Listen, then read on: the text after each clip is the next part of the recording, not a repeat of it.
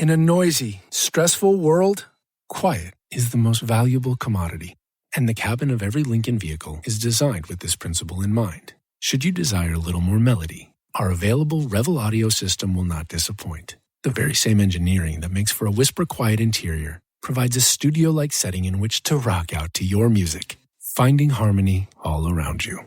That's the power of Sanctuary. And that's Lincoln. Revel and the Revel logo are trademarks of Harman International Industries, registered in the United States and other countries.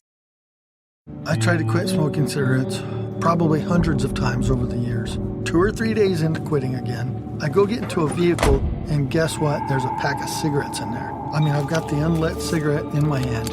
And I said to myself, why do I even try to quit if I'm going to cave so easily every time? Something clicked in my head that told me I can do this. Every attempt is part of your story to quit for good. Call the California Smokers Helpline today at 1-800-NEW-START. Hello, everyone, and welcome to the Jeffrey Epstein Show. I'm your host, Bobbycapucci, and this is a morning update. We have an article today from ABC News, and it's a pretty long one. It's going to go into the key takeaways from the review that the Justice Department just shared with the survivors, and it's going to add some context to the conversation that we've been having for the past couple of days about this very review. So I'll keep my whinging short here in the opening, and we'll jump directly into the article, and we'll see what James Hill and ABC News has to tell us. This article is from abcnews.com. Headline, Key Takeaways from the Justice Department Review of Jeffrey Epstein's Sweetheart Deal. Authored by James Hill. Survivors' rights lawyers who have been battling the U.S. Department of Justice for a dozen years over the controversial Sweetheart Deal reached by federal prosecutors in Florida with convicted sex offender Jeffrey Epstein are blasting the department's long-awaited review of the deal as offensive and a whitewash. Yeah, we talked about that as well. It was offensive, and it is a whitewash. It's revisionist history, and it's disgusting. Anybody who thinks that Acosta had the ability to pull the trigger without anyone from on high in the bureaucracy giving him the okay doesn't understand how this shit works. This is a bureaucracy, and what do bureaucrats love? Control and power. And it's no different at the Department of Justice. Do you think Mukasey and the rest of the clowns and the robber barons that inhabit the Department of Justice weren't going to get their claws into this? You don't think they received some phone calls from Mr. Dirty Dersh and Lefkowitz and Ken Starr and the rest of them? Please, it's an absolute joke. And for them to think that this report is going to, put an exclamation point on anything or get people to say, oh, yeah, the Department of Justice, they did a pretty good job. It was just mistakes that they made. Well, they're wrong. What they've done is really they've lit a fire under a lot of people with this nonsense. And I've received a lot of messages from people who are fired up about this report. It's a joke that it took so long for this to come out, and it's a joke that they hid so much of the stuff that's inside of this report from the lawyers and the survivors for so long. I think, frankly, what we got was an effort to paper over what happened, said Paul Cassell, a former federal judge who now represents Epstein's accusers. I think they're trying to put the most favorable light on what's clearly misconduct on the part of their attorneys. And I agree with Mr. Cassell here. I think that it's obviously a CYA type of situation, right? Cover your ass kind of situation. And let's, whitewash it a bit. Let's make sure that it looks like it was just a mistake by one guy and it wasn't systemic. Meanwhile, in reality, we know that it wasn't just Acosta.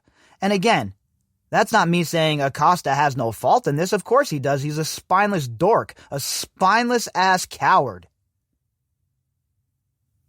To be manipulated and told what to do by some bureaucrat and forced into this deal or advised into this deal even is a travesty. Stand up for yourself. Stand up for what's right. But the problem is, these people, these attorneys that we see, these federal prosecutors, most of them have their sights set on other political jobs later on down the road. And we've seen it with Acosta. He got that labor secretary job. So he was the only one capable of that job, or was that payback?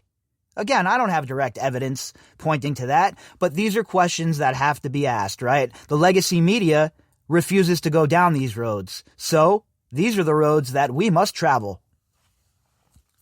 A 350-page report from the DOJ's Office of Professional Responsibility, OPR, which was made public Thursday, determined none of the 5 federal prosecutors who were deeply involved in the Epstein investigation committed professional misconduct or violated any clear and unambiguous rules when they reached the deal without informing or consulting with victims. And you notice the wording here, right? Unambiguous rules. They always give themselves enough leeway, right? Enough wiggle room to find a technicality or a loophole, just like the defense attorneys do.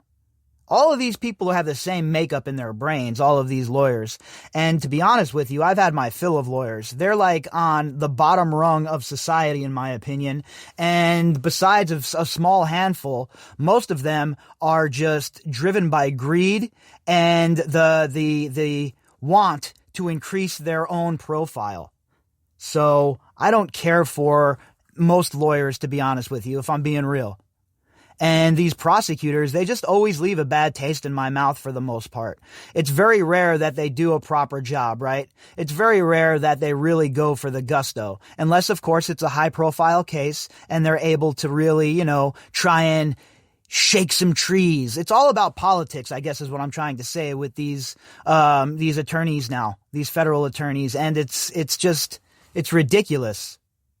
Somebody like Jeffrey Epstein should have never gotten this deal, a deal that nobody else has ever gotten in the whole entire history of our country. But Jeffrey Epstein gets it, and you want us to believe that it was just a mistake by the lawyers? Instead, the OPR report faulted former Labor Secretary Alexander Acosta, then the U.S. Attorney in Miami, for exhibiting poor judgment in deciding to resolve the Epstein case through a non-prosecution agreement and in failing to make certain the alleged survivors were notified in advance of Epstein's guilty plea in state court that ended the federal investigation. This is them throwing Alexander Acosta right under the bus. So what they want you to believe here is that the Department of Justice can just, wash their hands of this. We had nothing to do with this. This was all Acosta, and it was his fault that this happened. Meanwhile, we know that that's not the case. We know that there's a year of missing emails. And we know that Mukasey was friendly with people on the Epstein law team. We know about the lunch. And all of that, all of the so-called coincidences are packaged to us as the actual truth. And for me, folks, I'm not willing to buy it. I don't trust the Department of Justice on their best days. Never mind the days where they're being run by Darth Barr.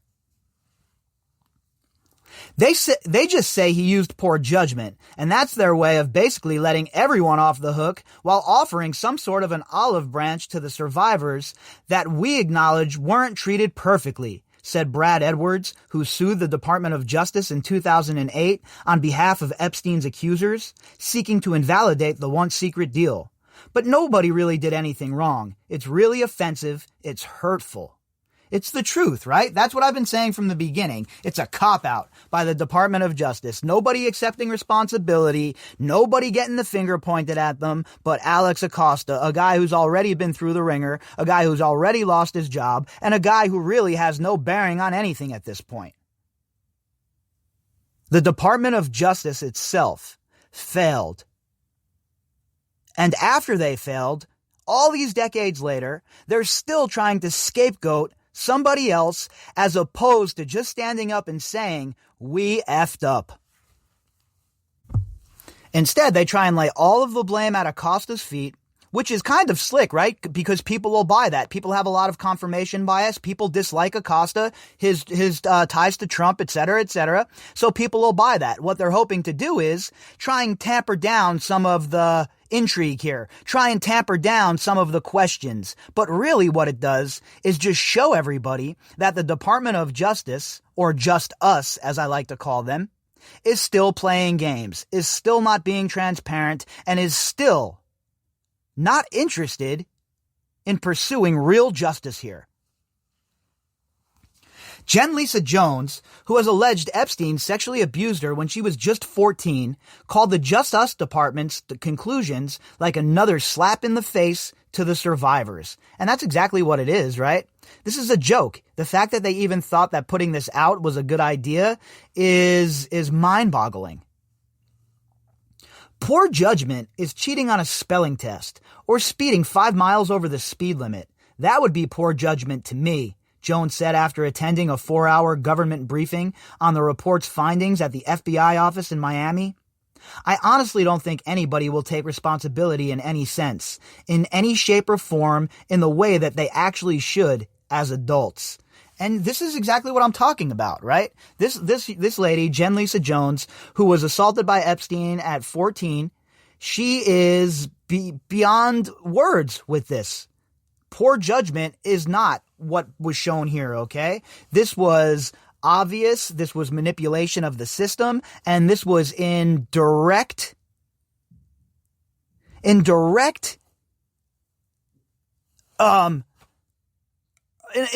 manner. It's hurtful to these girls, right? It hurt their case, it hurt everything going forward, and it is directly responsible for everything that has happened after.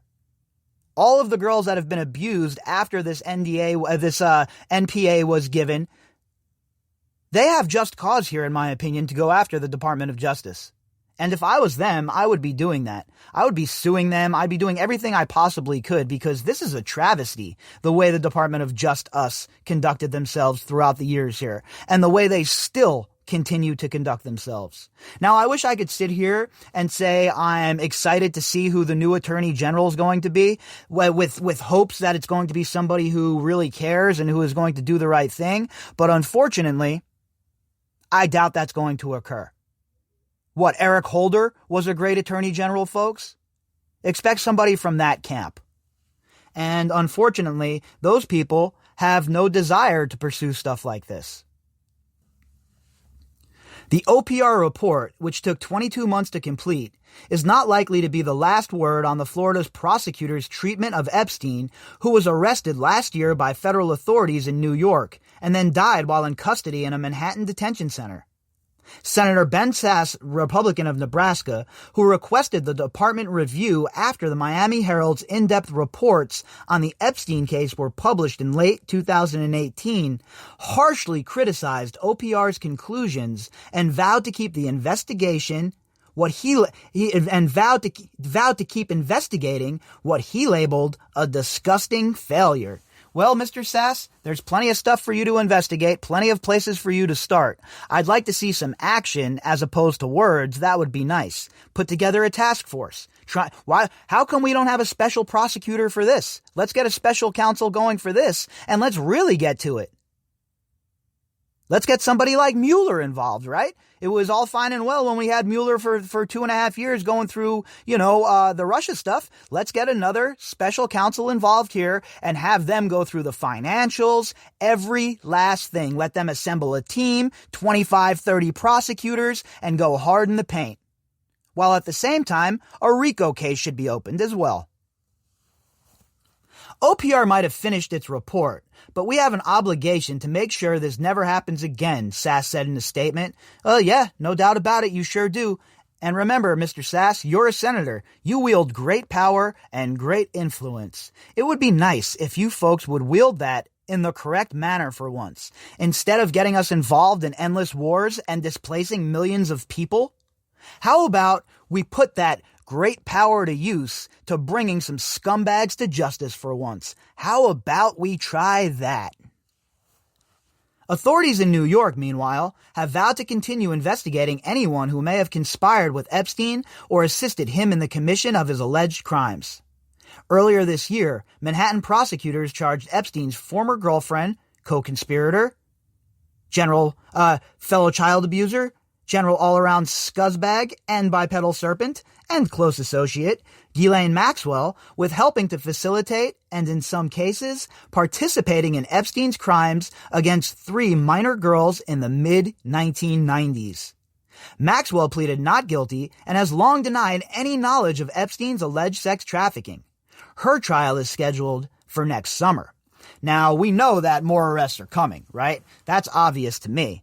And now the only question that remains is, how hard is the government going to go after these people? Are they going to use every tool in the toolbox and pull out the big tools like RICO? Or are they going to just go ahead and try and make it look like they're pursuing justice here? Anything short of RICO, in my opinion, folks, is a travesty. These people, if Keith Raniere is going away forever because of RICO, then Ghislaine Maxwell and the rest of the associates should most certainly be suffering the same fate. And next month, lawyers Edwards and Cassell will argue before the 11th Circuit Court of Appeals in Atlanta that the Epstein deal, which also conferred federal immunity to any potential co-conspirators, should be rescinded because it was reached in violation of the Federal Crimes Victims' Rights Act. And this is what I was talking about that nobody seemed to be mentioning when all of this popped off, right? Everybody wants to rush and talk about how this affects things, but we have to look at the big picture in this case, right? There's a lot of moving parts, and we can't just look at things as how they exist in their own essence, right? We have to look at everything together and how all of the parts are moving inside of this engine. And this 11th Circuit Court of Appeals situation next month is going to be huge, folks. This is a fulcrum. This is a big part of the case. This is a pivot point.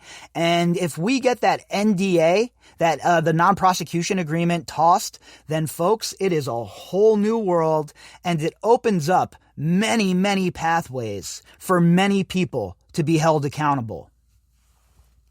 The Just Us Department has acknowledged that Epstein survivors were not informed in advance about the deal reached with Epstein, but contends that notification was not required because the federal government didn't file charges. You know what that's called? That's a loophole.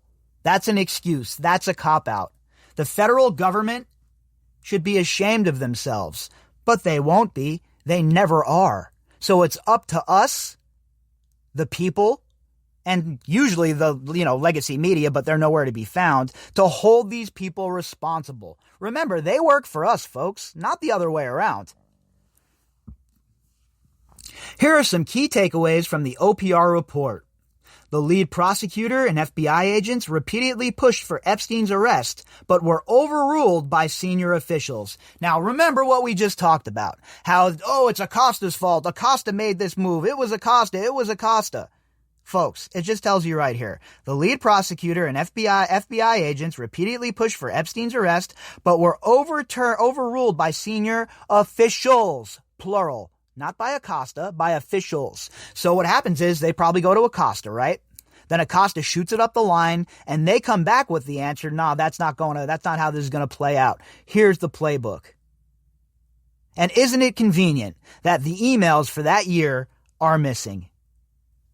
Wouldn't that provide receipts? Wouldn't that be able to prove what the government's telling us here, their narrative? It would be able to end all of this. But just like with the videotape in Jeffrey Epstein's jail cell for the first alleged attempt at suicide, we have no proof. Marie Villafana, a career federal prosecutor assigned in 2006 to oversee the day-to-day Epstein investigation, repeatedly advocated for Epstein's indictment and frequently clashed with her superiors over their decision to meet with Epstein's high-profile defense lawyers who were attempting to persuade the prosecutors to shut the federal investigation and send it back to the state of Florida, where Epstein was under pending indictment for a single charge of solicitation of a prostitute.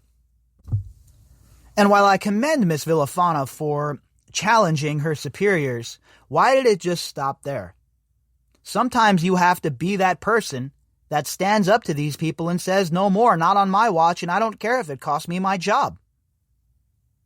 You have to be able to stand up, have a backbone, and tell these people that you will not be involved in any sort of nonsense and that you will blow the whistle. We need more Edward Snowdens in this world and less Bill Barrs.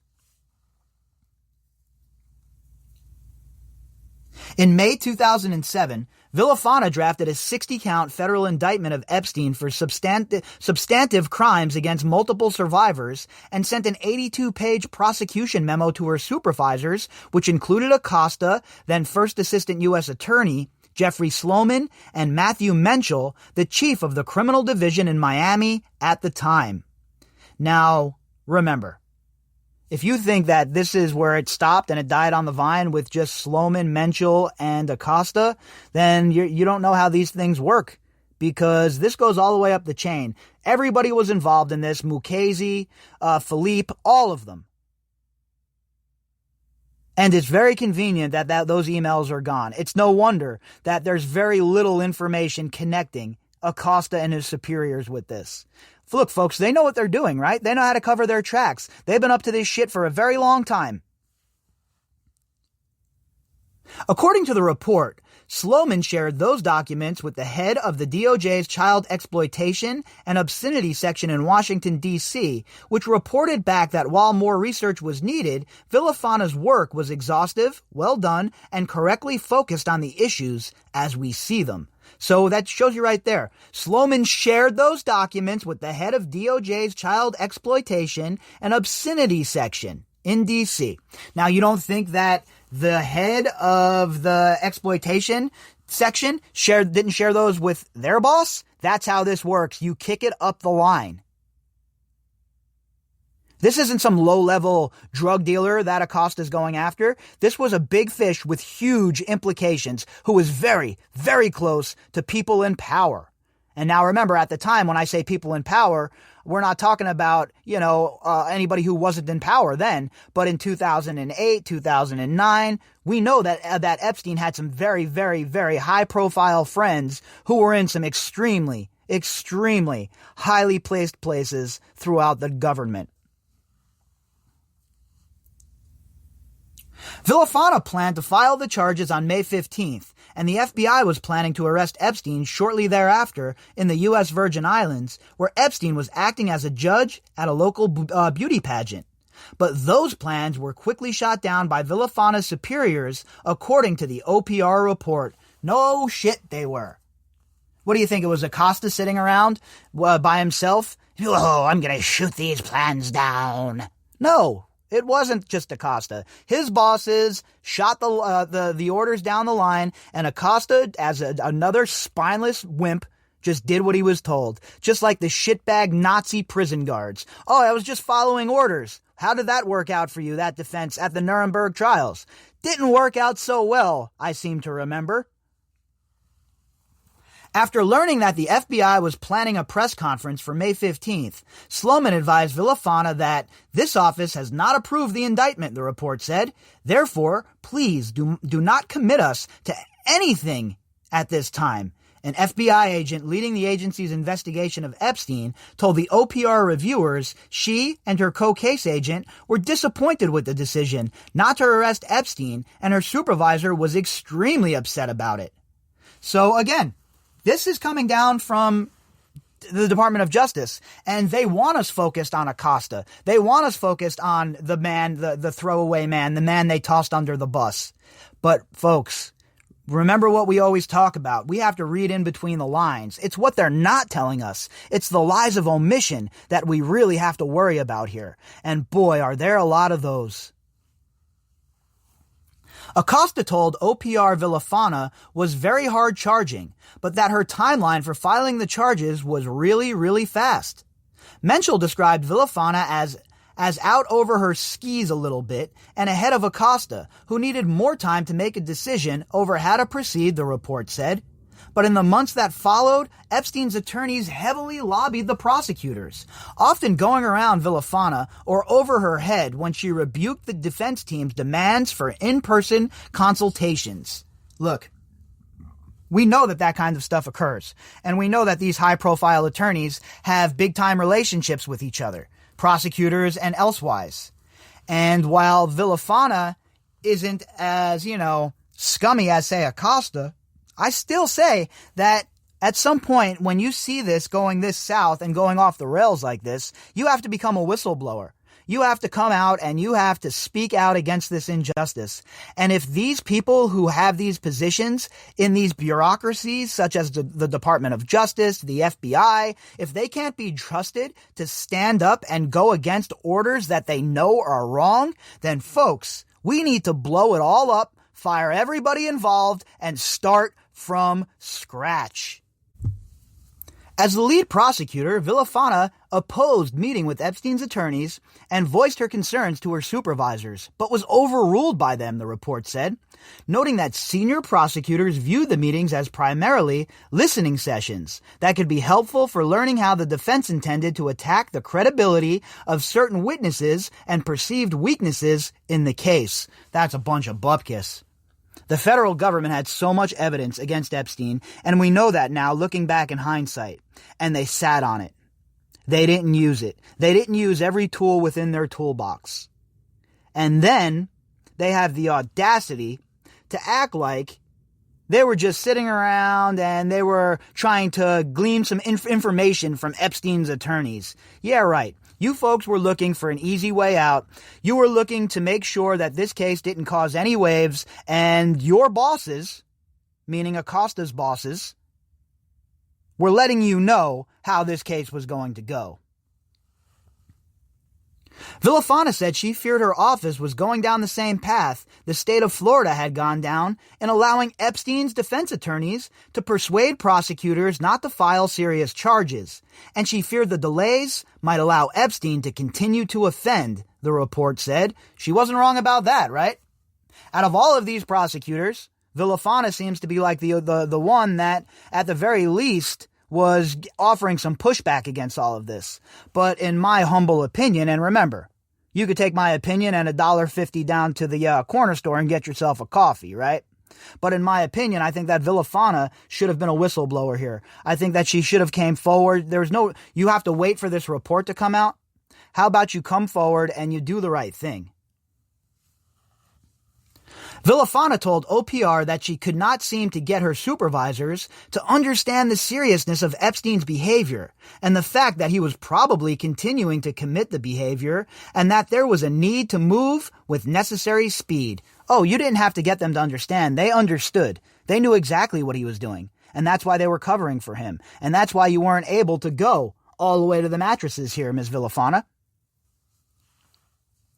Menschel told OPR that he didn't recall Villafana raising concerns about Epstein continuing to engage in criminal behavior and that Epstein was already under a microscope, and it would have been the height of stupidity for Epstein to continue to offend in those circumstances, the report said. Well, I guess it was the height of stupidity, you asshole, Menschel, because he continued to offend.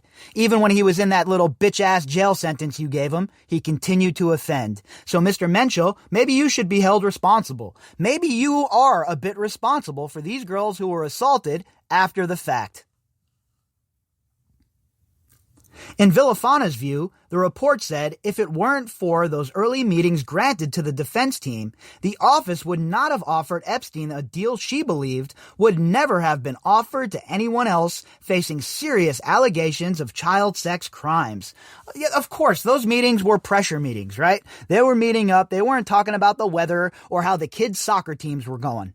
It was all about applying pressure. It was all about Ken Starr, Lefkowitz, Dershowitz, making moves and applying pressure to these people while at the same time going up the levers of power and whispering in the right ears.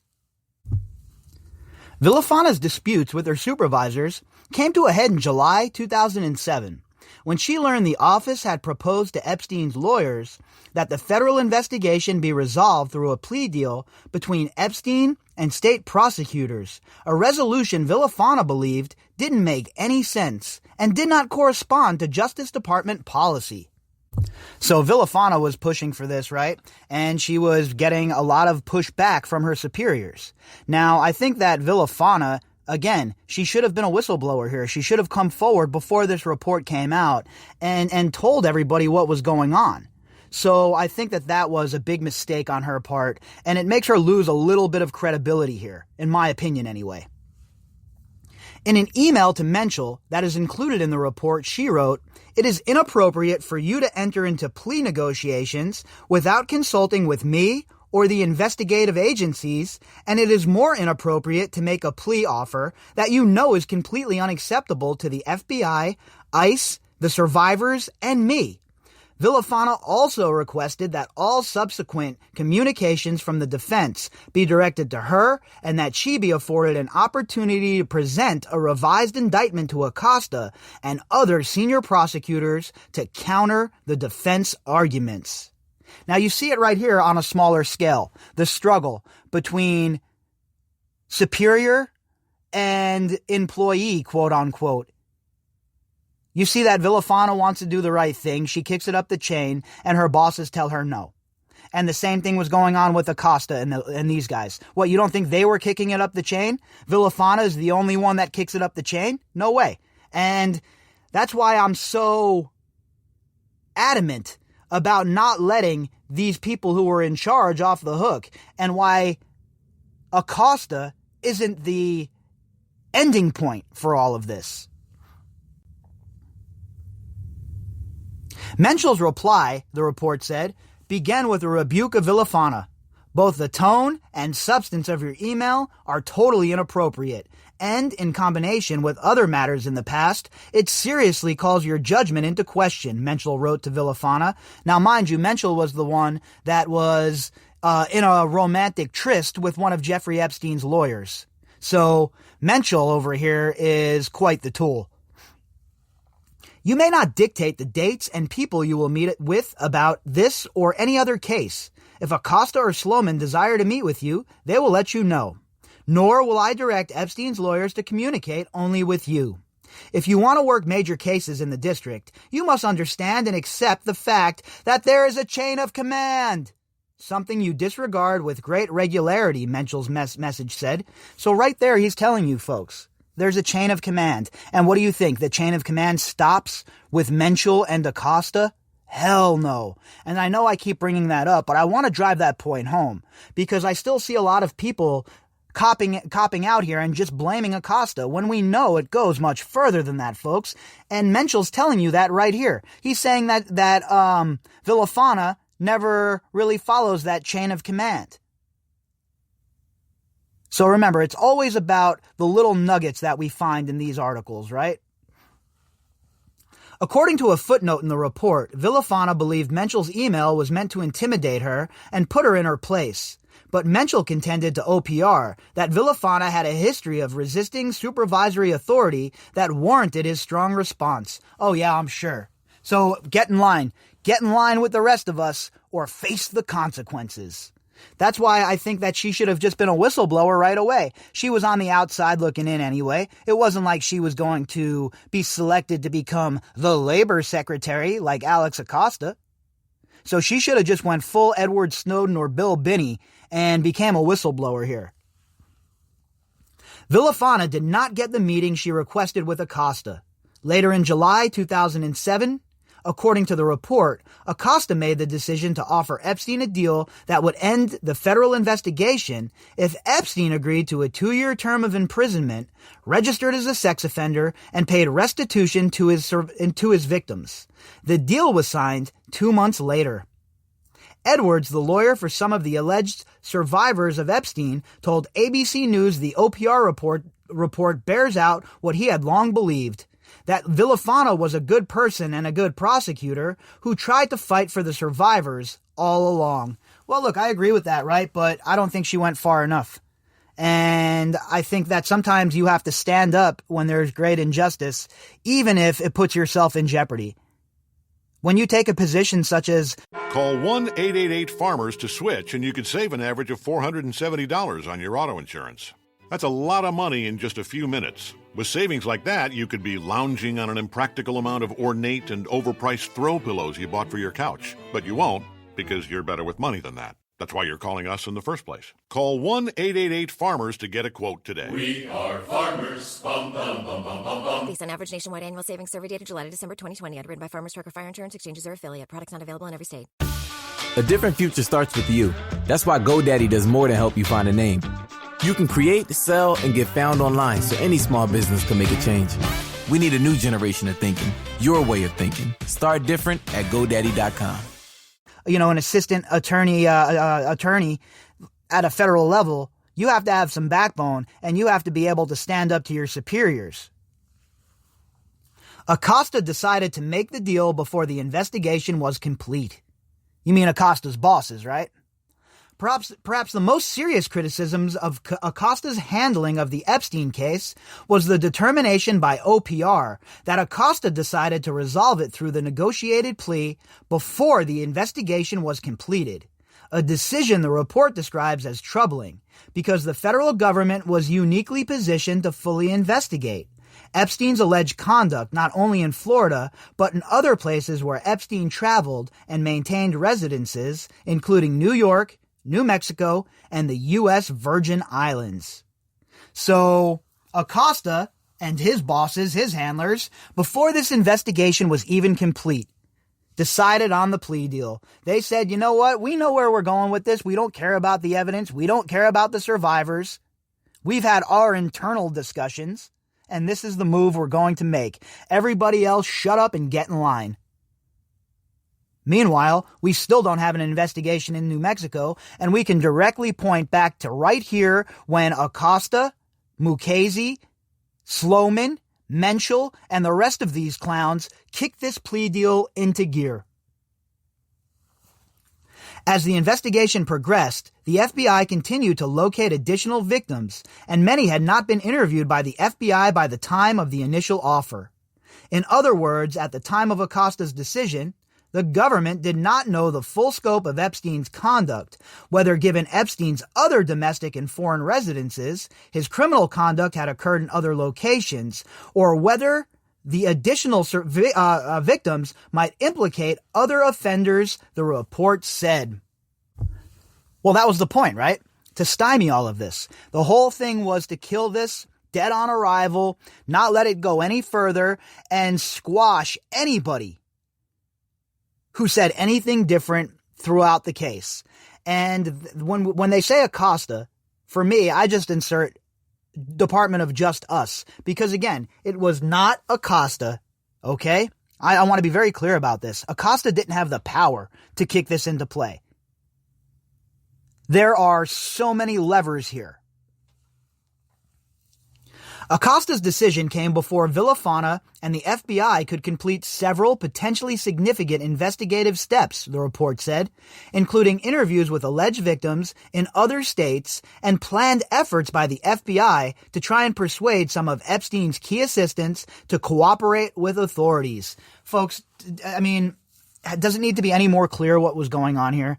The government was protecting him because they didn't want what his crimes and plots and schemes and their part in it to come to light. And they wanted to keep the gravy train rolling, right? They wanted to continue this whole entire operation. Although the FBI interviewed numerous employees of Epstein and Villafana identified 3 of his female assistants as potential co-conspirators at the time, prosecutors extended the term of its offer.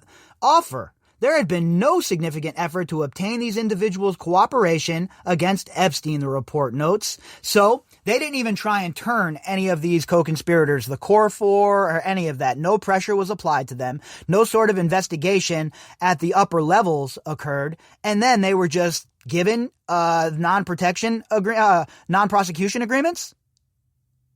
How is that just? How is that fair? And how in the hell does that happen? Crucially, the report said, Acosta ended the investigation without obtaining potentially key evidence. The computers that had been removed from Epstein's Florida home prior to the Palm Beach Police Department's execution of a search warrant in 2005. So again, Acosta ended the investigation, it says here.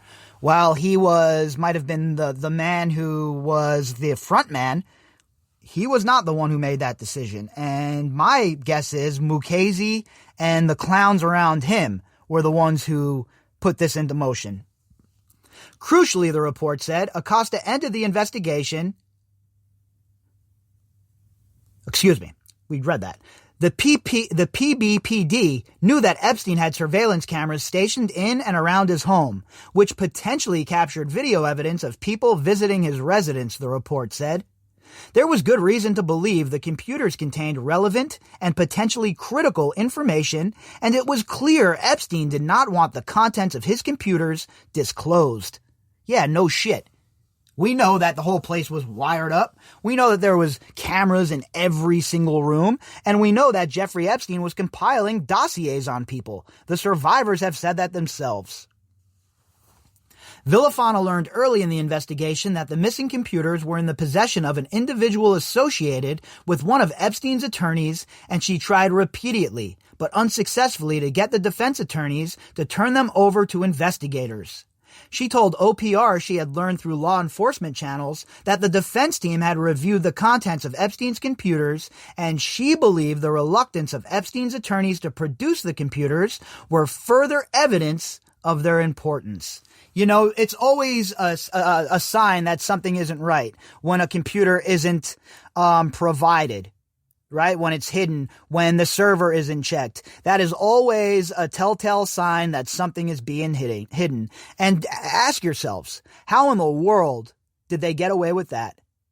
How is it that the government was told that they couldn't have access to these computers? Right there is a tell that something is very severely wrong, and that those computers contain all kinds of damning and incriminating evidence. Villafana ultimately obtained a grand jury subpoena for the computers, but Epstein's attorneys fought the effort in court. The litigation was put on hold several times while Acosta contemplated how to proceed in the case, and the subpoena was eventually withdrawn as a condition of the non-prosecution agreement. What do you know, folks? What do you know? Part of the non-prosecution agreement was to keep those computers private. And the Department of Justice and their internal investigation finds nothing wrong here. Nah, just a couple of mistakes, folks. This wasn't willful. This wasn't willful malice on our part. We weren't screwing around here. We weren't trying to hide evidence here. It is rather obvious what was occurring here. And folks, we are getting the shaft job. Acosta told OPR he had no recollection of Villafana's efforts to obtain the computers and objected to the report's conclusion that he should have given greater consideration to pursuing the evidence before entering the deal with Epstein, the report said. Villafana told OPR that if evidence on the missing computers had been what we suspected it was, it would have put this case completely to bed, according to the report. Yeah, that computer contained all sorts of damning evidence. We know that. We know that he collected and compiled pictures. We know that he compiled dossiers. And we know that there were videos. The fact that the FBI let these people hide that, and the fact that Mukasey and his do-nothing band of bandits didn't get more draconian on these people tells us everything we need to know, in my opinion. Prosecutors included a provision protecting alleged co-conspirators without giving it much thought. Yeah, right. Bullshit. Are you kidding me? That's such BS. A lot of thought went into that, in my opinion. And the people doing the thinking wasn't Acosta and his band of stooges, okay? Among the most controversial provisions of Epstein's deal was that it protected not only him, but also any potential co-conspirators, known or unknown, specifically naming 4 women who were described as assistants to Epstein. That unusual clause has come to be regarded by many as being designed to immunize powerful and influential friends of Epstein who may have assisted him or participated in the alleged abuse of minors. What else could it possibly be? Why would they get this sort of protection agreement? Nobody else gets this. Did the Gambinos get this? Did El Chapo get this? Did Gas Pipe Casso get this? Nobody gets this kind of preferential treatment. The OPR investigation found that the clause was inserted into the final agreement without much deliberation or consideration for how it might be interpreted in the future. That's such bullshit. They knew exactly what they were doing. This is called a poison pill, folks. And they do it in a lot of bills in Congress. And that's exactly what this is. They inserted this poison pill in there, and all of Epstein's henchmen demanded this, I'm sure. This smacks of Alan Dershowitz like a mofo. Villafana told OPR that she could not recall a conversation specifically about the provision, the report said, but she remembered generally that defense counsel told her Epstein wanted to make sure that he's the only one who takes the blame for what happened. Villafana told OPR that she and her colleagues believed Epstein's conduct was his own dirty little secret. Oh yeah, this man did it all by himself. Are you people that daft? It's such a joke. You know what? The rewriting of history here is just absolutely amazing to me. We know what occurred, all right? And his conduct was not a dirty little secret. Everybody knew what he was up to. At the time of Epstein's arrest and leading up to his deal, Villafana told OPR there had not been public reports or allegations suggesting that any of Epstein's famous contacts participated in Epstein's illicit activity, and that none of the victims interviewed before the deal was signed told the investigators about sexual activity with any of Epstein's influential friends. Those allegations didn't surface until years later, the report said. Well, what do you know? A little bit of foresight on Epstein's part, huh? And his defense team. Let's insert this NPA because we know what's coming down the pipe later, and let's insulate ourselves now so we don't have to revisit this later on. Quite obvious what they were doing to me. And the fact that they think they're going to get away with it, and they think that a report like this is going to smooth it over, boy, are they in for a rude awakening. At the time of the Florida investigation, it was only Jeffrey Epstein, Villafana told OPR. That's a lie. That is an absolute lie. We know that the girls talked about Sarah Kellen Vickers and Ghislaine Maxwell and other people who were involved in Palm Beach. Are they for real with this bullshit? The OPR report said that the review found no evidence indicating that Epstein had expressed concern about the prosecutive fate of anyone other than the 4 assistants and unnamed employees of a specific Epstein company. Oh yeah, okay. Nice cover story. So how are we supposed to believe that? We're supposed to just believe that that's the case, especially considering the misconduct of the prosecutors here? Sorry, not buying it. The discussion in the OPR report regarding the co-conspirators clause does contain one passing reference to Ghislaine Maxwell, though she isn't identified by name. And there's no indication in the OPR report that prosecutors were focusing on her or considered her to be among those Epstein was seeking to protect. Oh no, not at all. Not in the least. Do they really think we're going to buy this shit? This report is such a joke, folks, and it's obvious what they're trying to do here. They're trying to rewrite history. They're trying to cover up their misdeeds, and they're also, at the same time, expecting you to believe that this was all just happening, just accidentally. Jeffrey Epstein just kind of slipped under the radar. Villafana acknowledged that investigators were aware of Epstein's longtime relationship with a close female friend who was a well-known socialite, but according to Villafana in 2007, they didn't have any specific evidence against her, the report said.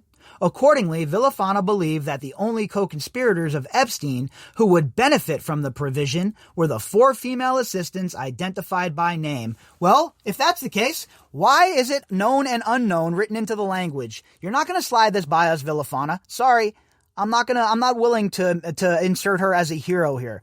Maybe a gray character, but certainly not a hero. The report does note, however, that one alleged survivor interviewed by the FBI in 2006 implicated the female friend in Epstein's conduct, but the conduct involving the then minor did not occur in Florida. Oh, well, in that case, forget about it. It didn't happen in Florida. That's why you need a federal case, a RICO case, that goes throughout the states. You have jurisdiction everywhere then. But they didn't want to do it because they were protecting their asset, their investment. Some former prosecutors who were not directly involved in the Epstein deal told OPR the immunity provisions for any potential co-conspirators were very unusual and a little weird. While OPR concluded that the evidence does not show that Acosta, Lori, or Villafana agreed to the non-prosecution provision to protect any of Epstein's political, celebrity, or other influential associates, the report faults Acosta as the senior official overseeing the deal for approving the provision without adequate consideration of the potential ramifications. So it was all Acosta still, right? That's what they want you to believe. That's what they want you to believe. And that's what I see some people actually parroting and saying that they believe that it was all Acosta's fault. And right away, when somebody says that and they're not willing to look any further, I automatically suspect bias. And I automatically suspect that the people that are trying to pin this on Acosta are doing so for political gain. Now, don't get me wrong. I've said it a million times. Acosta is a bitch-ass chump. He should have never had that labor secretary job, and he most certainly should have felt repercussions for what he did here. But at the same time, we're not going to scapegoat him. That's not going to occur. We're going all the way to the top. That's like just blaming the two guards who were on duty when Epstein killed himself. Not going to do it on this show. They're all responsible. The U.S. Attorney's Office did not have a sufficient investigative basis for which it could conclude with any reasonable certitude that there were no other individuals who should be held accountable along with Epstein, or that evidence might not be developed implicating others, the report said. The rush to reach a resolution should not have led prosecutors to agree to such a significant provision without a full consideration of the potential consequences and justification for the provision. So, what are you just going to admonish them? Bad, bad, bad. You shouldn't have done that. You're a very bad boy. No repercussions. Nobody's held responsible for anything. And the fact that this plea deal is still active and that it was inserted is a joke unto itself, folks. Oh, this is a doozy. Here, you ready? Epstein was not an intelligence asset and did not provide assistance in other investigations. Oh, yeah, of course not. No way. There's no way that Jeffrey Epstein was any of those things. So, the people who lied to us decades about the emails, about the relationships, about you name it, now we're telling us he's not an intelligence asset. He never worked for the government. Yeah, okay. With them saying that and stating that in this report, it cements the fact, in my opinion, that he most certainly was. The OPR report also looked into allegations that have surfaced in press reports over the years that Epstein may have gotten special treatment because he was some sort of asset to U.S. intelligence agencies. Acosta stated to OPR that the answer is no, the report said. Yeah, I'm sure Acosta he's just brimming and excited to out the fact that this was an intelligence operation. I'm sure he wants to have a Breitbart-esque heart attack, right? I'm sure he wants to fall out of a nine-story window.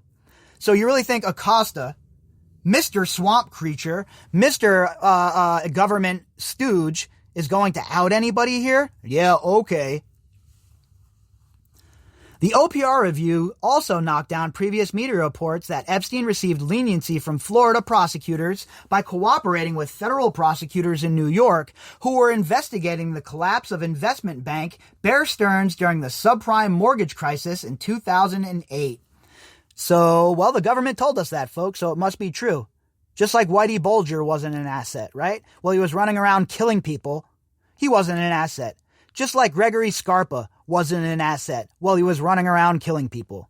Sure, the government has such a great track record of being honest with us.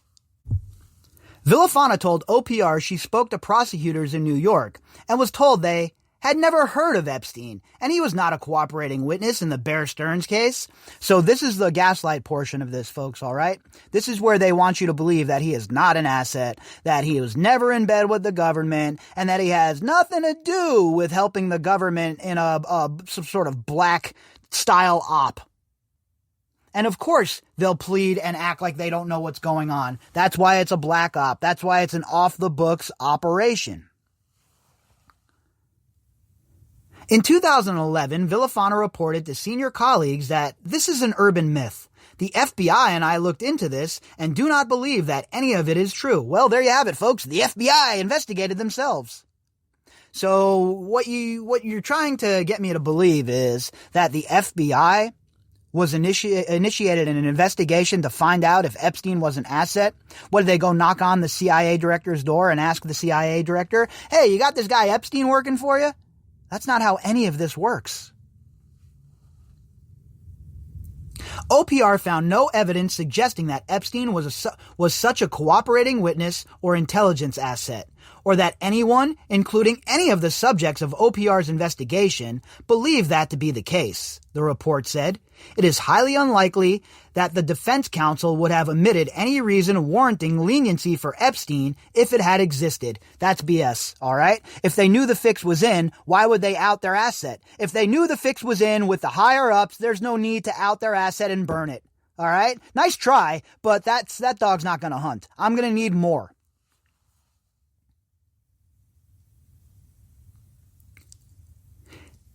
It is highly unlikely the defense counsel would have omitted any reason warranting leniency for Epstein if it had existed. Accordingly, OPR concludes that none of the subjects of OPR's investigation provided Epstein with any benefits on the basis that he was a cooperating witness in the unrelated federal investigation, and OPR found no evidence establishing that Epstein had received benefits for cooperation in any manner. Yeah, so I guess that's it, folks. Let's just move on. The OPR has spoken. The Department of Justice is telling us what the narrative is, and we should just buy into it. Forget all of the damning evidence, forget all of the circumstantial evidence, and just believe the narrative. Obey, obey, obey. Epstein hired multiple lawyers with personal connections to the prosecutors. Much has been made over the years of Epstein employing a dream team of highly skilled lawyers to help persuade federal prosecutors to drop their investigation. Epstein's advocates included the famed Harvard law professor Alan "I kept my underpants on" Dershowitz and former U.S. Solicitor General Ken Starr, best known for his role as the independent counsel in the Whitewater investigation, which eventually led to the impeachment of former President Slick Willie Bill Clinton. But the OPR report also details for the first time the breadth of the personal connections many of Epstein's lesser-known defense lawyers had to prosecutors conducting the investigation. Yeah, the fix wasn't in here though, folks. Come on, this is how everything functions. They want us to believe that everything was on the up and up, and this is just par for the course in D.C. Among the first wave of attorneys to contact the U.S. Attorney's Office on Epstein's behalf were 3 former prosecutors, including 2 who were friends with Andrew Laurie, who was part of the supervisory team overseeing the Epstein investigation and the negotiations leading to the non-prosecution agreement. See, what happens is all of these people are boys. The guys who go into private practice, they used to be U.S. attorneys for the most part. So they go into private practice, they have these relationships with their former colleagues, and then they get into the back rooms and the wheeling and dealing begins. Oh, not for me and you, though. Only for these high-profile scumbags. Only for members of so-called polite society. The third former assistant, U.S. Attorney Lilian Sanchez, had been a deputy chief of the Major Crime Section in Miami until leaving in 2005. Sanchez worked with Menschel during her tenure in the office, and Menschel told OPR the two had a social relationship that included a handful of dates over a 2 or 3 week period in 2003 before they mutually decided it was probably best not to pursue the relationship further. Oh yeah, I'm sure it was 2 or 3 dates, and I'm sure that you were just being completely honest about things, Mr. Menschel. What a joke. What an absolute joke. During the negotiations over the deal, Epstein supplemented his team with Starr and Jay Lefkowitz, who had served in the administrations of former presidents George H.W. Bush and George W. Bush. Lefkowitz and Starr had each worked previously with Acosta when he was a junior associate at the law firm of Kirkland & Ellis. Acosta met personally with Lefkowitz and Starr after the non-prosecution agreement was signed, but while Epstein's attorneys were pursuing further review of the deal's terms at higher levels of the Justice Department. Well, more about George Bush, huh? Mr. War Criminal himself. And where do you think Mukasey came from? Where do you think Barr came from? All of these retreads, an absolute disgusting fact of Washington, D.C. All of these people were friendly. All of these people were hanging out behind the scenes. And all of these people knew exactly what kind of animal Jeffrey Epstein was. Villafana told OPR she believed Acosta was influenced by the stature of Epstein's attorneys and that the defense lawyers convinced some members of the prosecution team that the case was extremely novel and legally complex. It was not as legally complex as they made it out to be, Villafana told OPR. Well, Miss Villafana, where were you when this was all happening? Why were you worried about your job? Why didn't you step up and let everybody know 10 years ago that this was happening? Why wait until now? According to the report, Lori disclosed his friendship with the two former prosecutors working for Epstein's defense and sought guidance from a professional responsibility officer before continuing to supervise the Epstein investigation.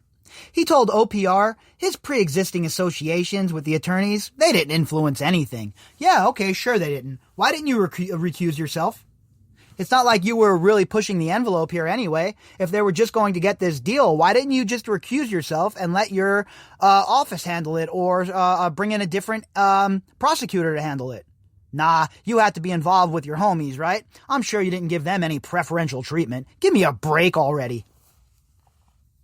Menschel told OPR he and his colleagues recognized that Epstein was selecting attorneys based on their perceived influence with the office, but that he viewed this tactic as ham-fisted and clumsy.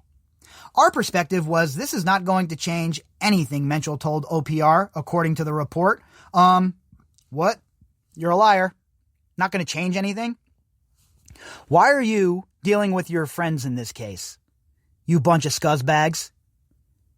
These people should have all been recused. And I'm telling you, folks, I think the 11th Circuit is going to take all of this into account when they hear this case next month. And I think it's going to be fireworks. The OPR report, however, did issue a mild rebuke of Menschel for failing to disclose he had previously dated Sanchez, a fact Acosta, Lori, and Sloman said they were unaware of at the time of the Epstein investigation. It's like the Three Stooges when everyone points at each other, right? Oh, we didn't know it was him.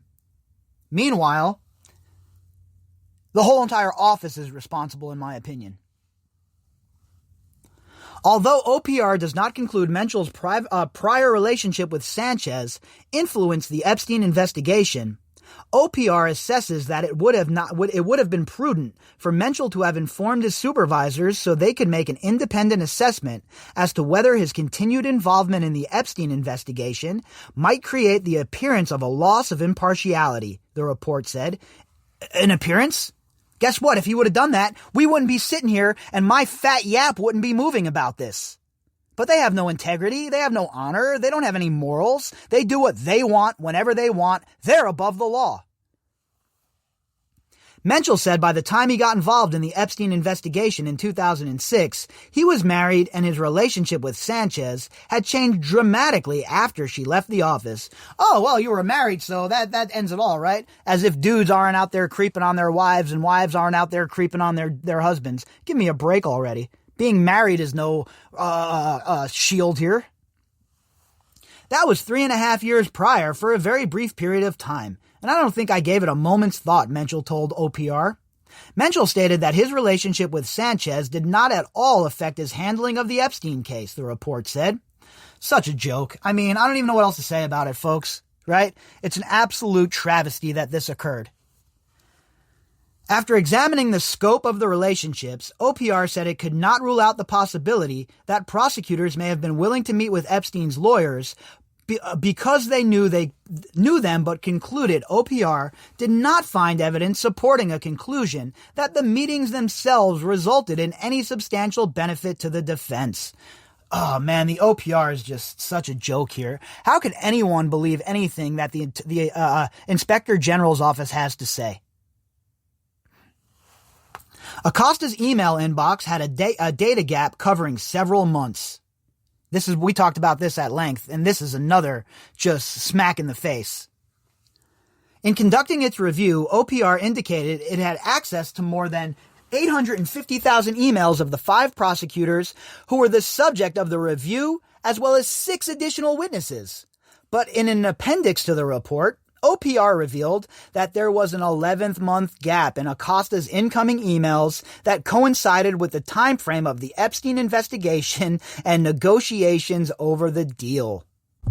Just another coincidence, folks. Just another coincidence that these emails happened to disappear over the 11th month span when they were doing the deal, while they were working this all out. Just a coincidence. If you think anything else, you should wear an aluminum foil hat. You're a conspiracy theorist. After investigating the circumstances of the missing emails, which did not affect Acosta's sent mail, the OPR determined it was most likely, not for sure, a technological error that caused the emails not to be preserved. They want us to believe that they don't have the capability and the software to preserve emails, huh? Why don't they contact their boys over at the NSA? OPR questioned Acosta, as well as numerous administrative staff, about the email gap, the report said. Acosta and the witnesses denied having any knowledge of the problem or that they, or, to their knowledge, anyone else made any effort to intentionally delete the emails. Again, we don't know what happened. None of us are responsible. We aren't responsible for anything. We're just in charge of, holding up the law in the United States of America, but don't ask us to do something as easy as preserving our emails. After being informed of the data gap at a briefing for survivors and their attorneys last week, Cassell said he was stunned because he and his co-counsel Edwards have been seeking those emails for several years in their litigation on behalf of the survivors, and they had never been told about the issue. Let's assume it's all innocent, Cassell told ABC News. Why weren't we told? Years ago? There was a technical glitch or something? Why is this just coming out now? And that was my question too. If this was all up and above board and it was all legit and everything was checked off and all procedure was followed, why did it take 10 years to tell these survivors this? Why do people have to file Freedom of Information Acts like Angela Clemente to get information in this case? Why is the FBI always hiding things? Why is the Department of Just Us not transparent? And why do they continually try to feed us this BS narrative that none of us are buying? I don't know, folks. I don't have that answer, but I do know this. Every time the Department of Just Us tries to clarify things and clear things up, they just make the water more murky. If you'd like to contact me, you can do that at bobbycapucci@protonmail.com. That's BOBBYCAPUCCI@protonmail.com. You can also find me on Twitter at BOBBY_CAPUCCI. All of the links that go with this episode can be found in the description box. And to everybody who supported the podcast, thank you very much. I do appreciate it. The PayPal link is also in the description box. For those of you who have sent me emails, I'm a little backed up. I'm trying to get back to them as quick as possible, so please bear with me. I should have them all answered and responded to by Friday the latest. All right, everybody, I'll be back later on, and we'll see what we see then, huh? Hope you all have a fantastic day.